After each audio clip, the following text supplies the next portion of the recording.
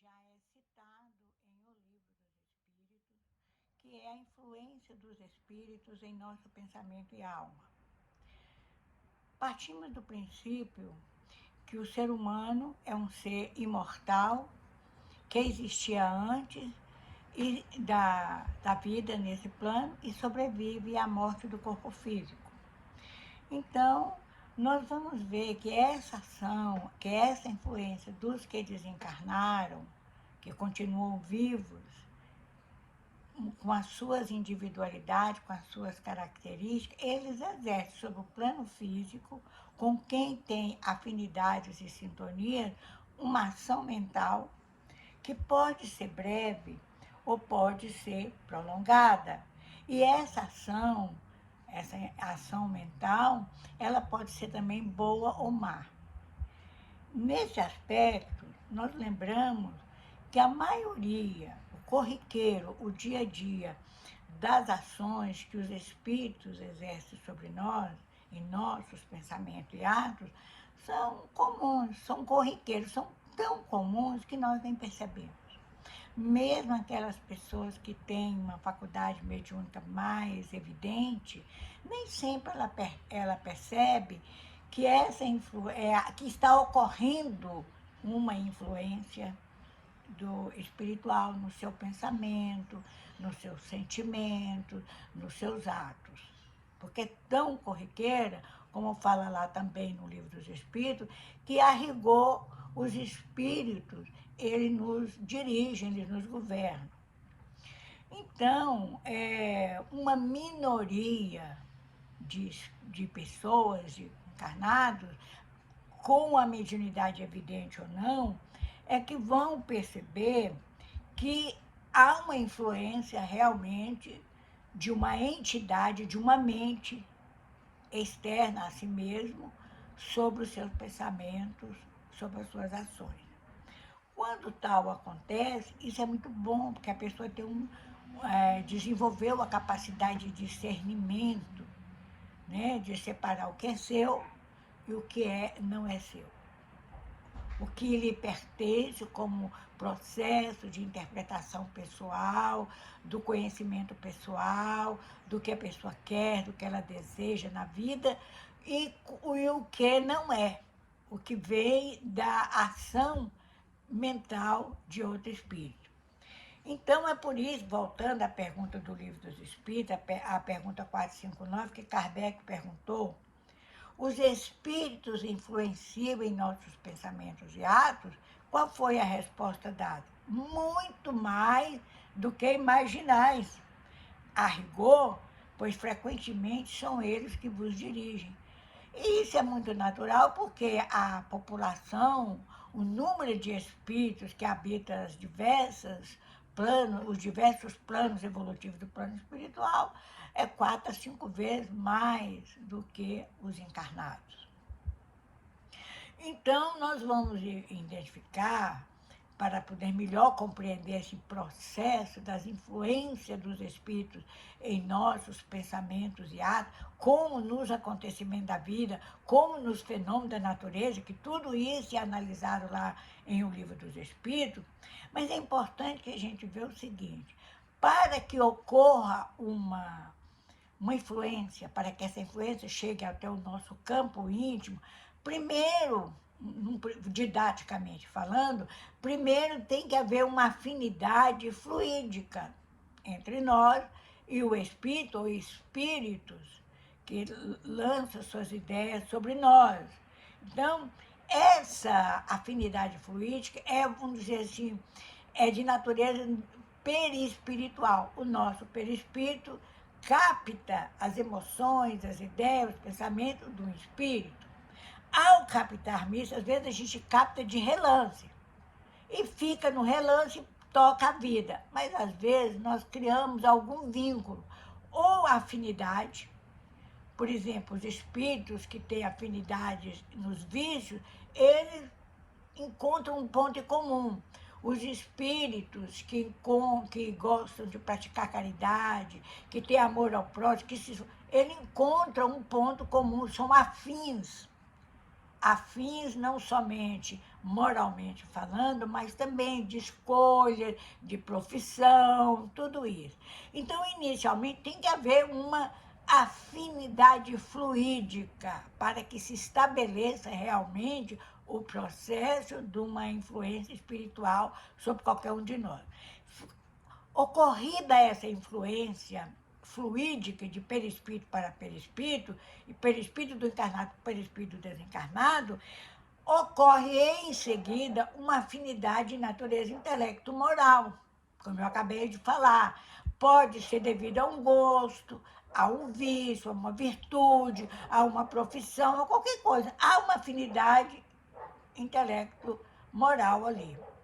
Então, essas duas coisas, essa afinidade fluídica e essa afinidade intelecto-moral, conduz, obviamente, a uma sintonia. Então, naquele momento, nós estamos sintonizados porque houve uma conjugação de fatores. Afinidade fluídica, afinidade intelecto-moral. Emmanuel nos lembra, naquele livro, um maravilhoso livro que ele tem, entre tantos, chamado Roteiro, ele fala que toda criatura, todos nós, portanto, absorve sem perceber a influência alheia nos recursos imponderáveis que lhe equilibram a existência. Sem que nós nos percebemos, diariamente, continuamente, em todos os momentos, nós estamos absorvendo e também rejeitando a influência alheia sobre nós. Da mesma forma que nós absorvemos influência, nós também influenciamos.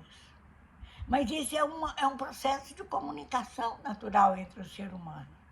Ele passa a ser prejudicial quando essa influência ela se torna mais frequente, mais contínua, mais intensa e negativa. Porque se for uma influência contínua, intensa, mas de boa influência, de bons espíritos, encarnado ou desencarnado, ótimo.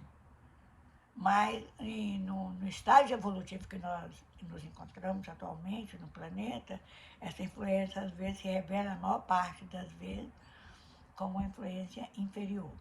Então, nós temos assim uma afinidade fluídica de perispírito para perispírito, troca de emoções, troca de sensações, né? Sensações que são viabilizadas pelos órgãos do sentido, quando chega no nosso corpo físico, do perispírito chega ao corpo físico, os órgãos dos sentidos, o tato, o olfato, o paladar, a visão, a audição, têm um papel preponderante. Com essa percepção fluídica, ou essa afinidade fluídica, podem ocorrer somatizações. Então, às vezes, se um espírito aproxima de nós e nós captamos uma ideia de tristeza, se nós temos algum motivo para estar triste, isso pode transformar numa somatização. Aí cria um núcleo, que os espíritos chamam, cria uma matriz no corpo físico. A afinidade intelecto-moral aí já é um pouquinho diferente dessa afinidade fluídica. Ela é o que nós chamamos de percepções extrasensoriais. Estão ligadas à mediunidade, à prática mediúnica, à pessoa que tem capacidade de sair do corpo pelo sono, durante o sonho, ou então é o que nós chamamos de percepções extrasensoriais. Não precisa que a pessoa tenha uma mediunidade declarada. Nós vemos hoje que as grandes empresas mundiais, elas procuram muito pessoas que têm essa capacidade de pegar a ideia no ar. Eles falam assim, pegou a ideia no ar. São pessoas muito criativas, muito intuitiva. A palavra intuição já não é usada hoje tanto no meio espírita, mas no meio empresarial, sobretudo nessa área de criação de tecnologias, né? Em que esses jovens, ainda até crianças, têm uma percepção dessas coisas, que é uma percepção extrasensorial. Então, a afinidade fluídica, como essa afinidade intelecto-moral, leva à sintonia mental. E é essa a sintonia mental que pode ser breve, só em um determinado momento, no momento que você está escrevendo um livro. Há uma sintonia mental ali, num capítulo, num assunto, ou num texto que você está desenvolvendo, de uma palestra, pode ser ali, breve e focal, naquele ponto. Mas pode também ser uma coisa mais prolongada, mais cotidiana, mais comum. Por isso que o Espírito André Luiz nos alerta a respeito dos cuidados que devemos ter com as chamadas ideias fixas. Porque quando nós começamos a ficar pensando uma coisa, dorme pensando naquilo, acorda pensando naquilo, está trabalhando, está fazendo, de repente aquela ideia cruza o pensamento, isso pode ser um processo de uma autoalimentação mental, nós próprios que estamos ficando com uma ideia fixa, entrando no processo de ideia fixa, ou pode ser que essa alimentação seja de uma outra mente ou de outras mentes. Aí não é muito positivo, não é saudável. Os benfeitores espirituais, pelo contrário, eles vão tentar nos intuir a não pensar muito naquilo, deixar que as coisas se resolvam, para ter fé, para orar. Já os espíritos, alguns espíritos medianos, ou aqueles que têm interesses no que nós fazemos, nós temos alguma coisa em comum, eles vão nos alimentar. E daí pode surgir, meus amigos, o chamado processo obsessivo. Começa assim. É uma coisa passageira que termina permanecendo, mas até se transformar em algo assim, uma mente ligada à outra. Então, Emmanuel também, nesse livro Roteiro que eu acabei de citar, lá no capítulo 25, ele fala que a mente, a nossa mente, a mente humana, em qualquer plano da vida, seja nesse plano físico, seja no plano espiritual, emite e recebe. Nós estamos o tempo todo emitindo e recebendo informações, ideias. Nós damos ideias e recolhemos ideias. Porque ele diz que estamos assimilando correntes mentais de maneira permanente. Quer dizer, não há um segundo na vida, nem quando a gente está dormindo, quem pensa que está a mente descansada, está nada, nós estamos em plena atividade. Permanentemente, nós estamos emitindo e recebendo, dando e recolhendo, de modo imperceptível. Emmanuel fala de modo imperceptível, nós ingerimos pensamento. Olha a frase que ele usa: ingerimos pensamentos a cada instante, como a gente ingere um alimento. Então,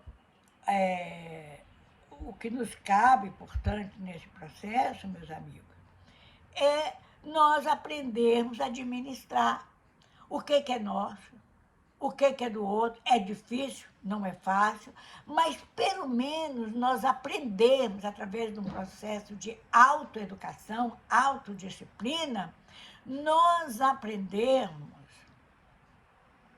a manter o foco em coisas boas, em ações benéficas, em pensamentos positivos.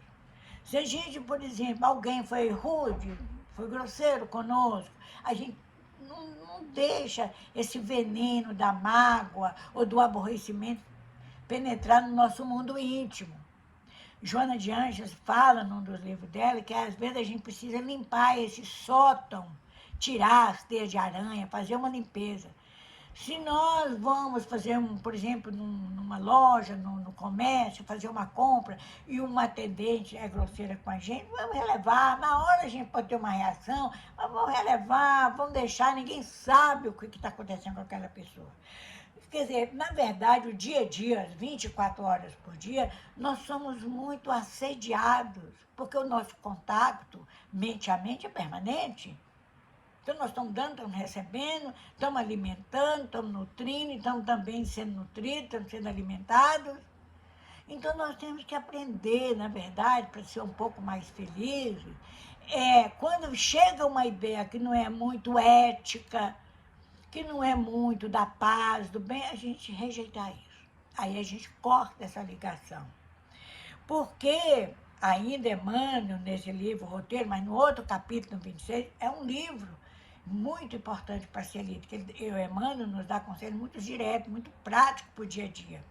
Mas lá no capítulo 26, nós recolhemos essa ideia que Emmanuel nos traz, que o homem permanece envolto em um largo oceano de pensamentos.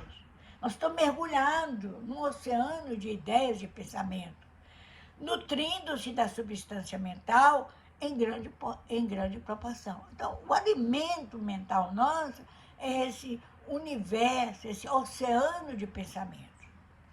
É como quando nós ligamos a televisão para ver um filme, para ver um programa, um jornal, a gente sintoniza com determinado canal.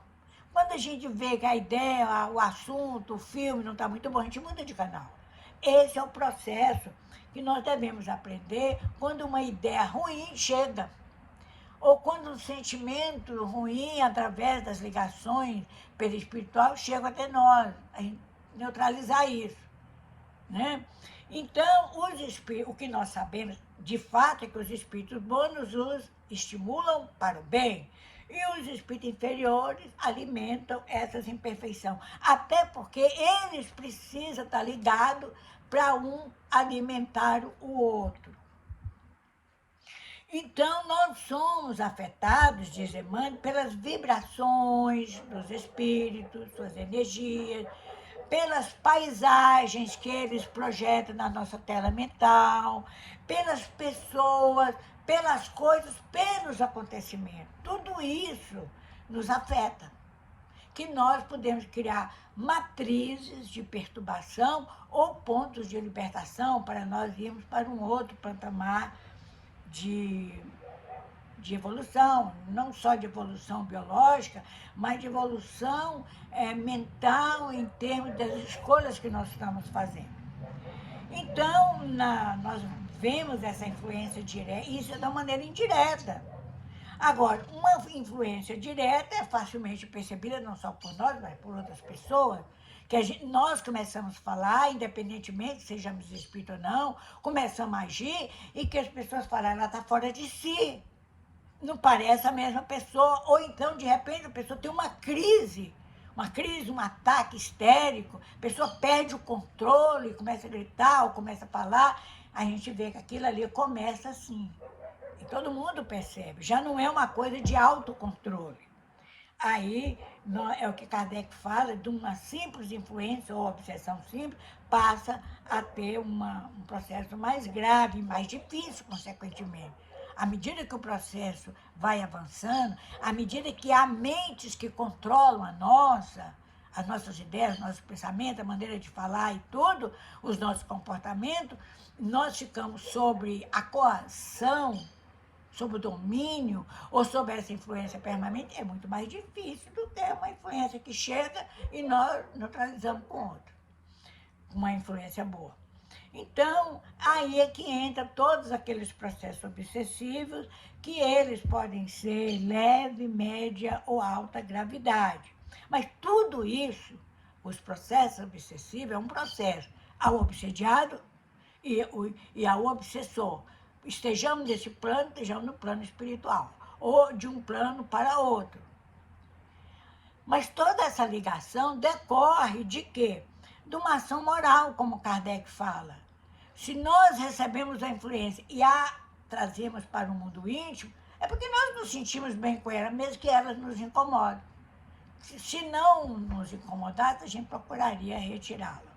A higiene mental é isso. Se faz pela prece, pela meditação, pelas boas leituras, pelo esforço de se tornar pessoa melhor. E às vezes, meus amigos, essa ação, ela, dos espíritos sobre os nossos pensamentos e atos, elas podem gerar até algum distúrbio psíquico mais grave, além dos processos obsessivos conhecidos, obsessão simples, fascinação e subjugação, pode levar uma distonia psíquica, sobretudo se a pessoa já tem alguma base, alguma vulnerabilidade em nível mental.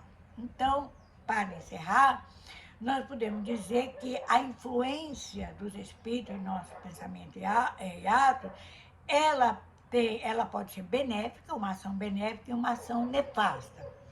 Na ação benéfica, beneficia não somente a nós próprios como indivíduo, mas toda a natureza.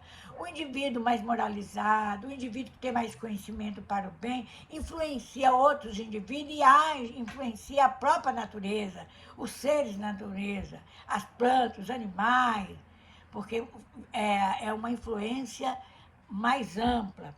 Aí ocorre nesse processo de uma influência benéfica o aperfeiçoamento moral, o aperfeiçoamento intelectual do ser humano, e esse ser humano aperfeiçoado intelecto moralmente influencia a comunidade, influencia o mundo. A ação nefasta produz os resultados, porém, em sentido contrário, tanto nos outros seres vivos como na própria natureza. Né? Então, há deslocamento, há efeitos na natureza que muitas vezes decorrem não de uma ação direta do homem, como tem ocorrido, mas decorrente da sua maneira negativa de pensar, de destruir. Pessoas que, por exemplo, com relação aos animais, que maltratam os animais, que destrói, pessoas que fazem aborto contra a vida. Então, tudo isso é um acúmulo de energia negativas, inferiores, que elas são canalizadas, envolve as pessoas, envolve a natureza. Então, é basicamente isso, que é um resumo. Nós fizemos aqui uma mini palestra, né, sem entrar muito em detalhe, para ficarmos atentos quanto à influência dos espíritos em nosso pensamento e ato. Pela oração, pela fazermos mais sintonias, ações mais no bem, que só o bem que é capaz de neutralizar o mal. Que Deus nos abençoe hoje e sempre.